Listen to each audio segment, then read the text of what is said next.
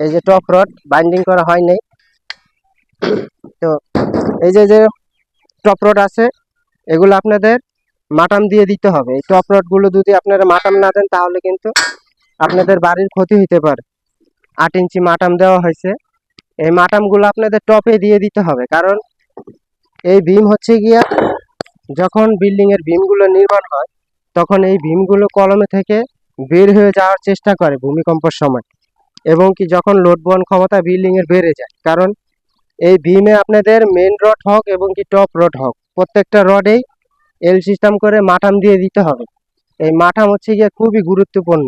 তো আপনারা যখন বিম নির্মাণ করবেন বিমের মেন রড গুলাতেও মাটাম দেওয়ার চেষ্টা করবে, এবং কি বিমের যে টপ রড গুলো ব্যবহার করা হয় সেই টপ রড গুলোতেও মাটাম দেওয়ার চেষ্টা করবেন। কারণ মাটাম হচ্ছে গিয়ে খুবই গুরুত্বপূর্ণ।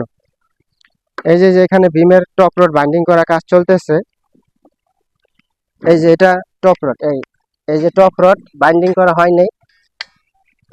তো এই যে যে টপ রড আছে এগুলো আপনাদের মাটাম দিয়ে দিতে হবে। এই টপ রড গুলো যদি আপনারা মাটাম না দেন তাহলে কিন্তু আপনাদের বাড়ির ক্ষতি হতে পারে। অবশ্যই ভীমে বাঁধার সময় আপনাদের কাজে অবহেলা করা যাবে না। সঠিক ইঞ্জিনিয়ারিং নিয়মে আপনাদের বাড়ির কাজগুলো করতে হবে। কারণ এই ভীম যদি আপনাদের দুর্বল হয় বাইন্ডিং করার সময় তাহলে কিন্তু আপনাদের বাড়ির ক্ষতি হবে। তো যার ফলে অবশ্যই ইঞ্জিনিয়ারিং নিয়ম অনুযায়ী শুধু মেন রোডে মাটাম দিলে হবে না, এই টপ রোডে আপনাদের মাটামগুলো দিয়ে দিতে হবে।